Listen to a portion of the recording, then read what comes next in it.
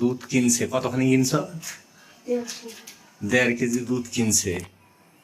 তো দুধ জাল দিতে এসে রান্না করবে হচ্ছে সেমাই রান্না করবে, লাচ্চা রান্না করবে। তো লাচ্চা রান্না করতে এসে দুধ যেমনি জাল দিছে আর দুধের ছানা কেটে গেছে। তো আবার এই রাতের বেলা আমাকে দোকানে পাঠাইলো কেটে গুঁড়া দুধ। তো এই হচ্ছে অবস্থা। এর আগে কয়দিন কিনছ?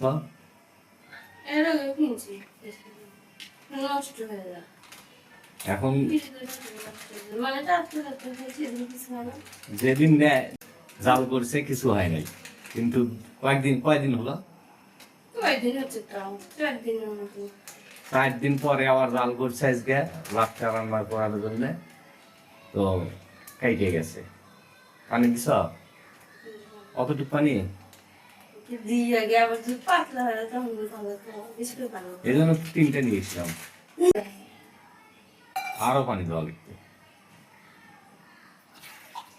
1 কেজি, হাফ কেজি মনে হয় পানির মধ্যে দেওয়া যায়।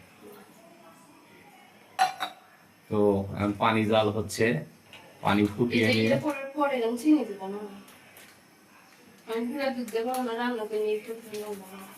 আমিও তো রান্না করি।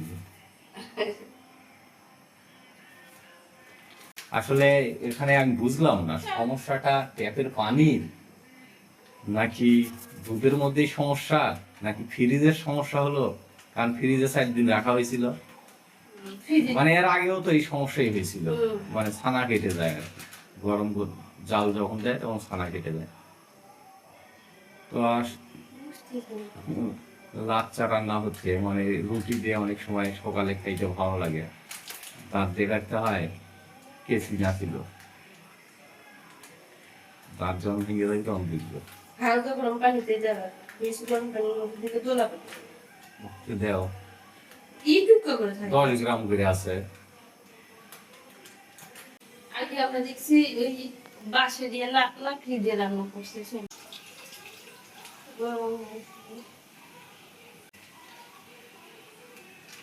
দেখো 2টে জায়গা তাই হয়। আরেকটা দাও।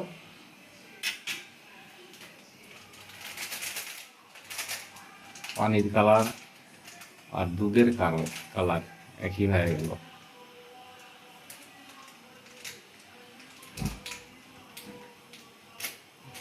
আরে কেসি মিষ্টি হয়ে যায়। 3টে লাগে তাহলে 3টে দাও।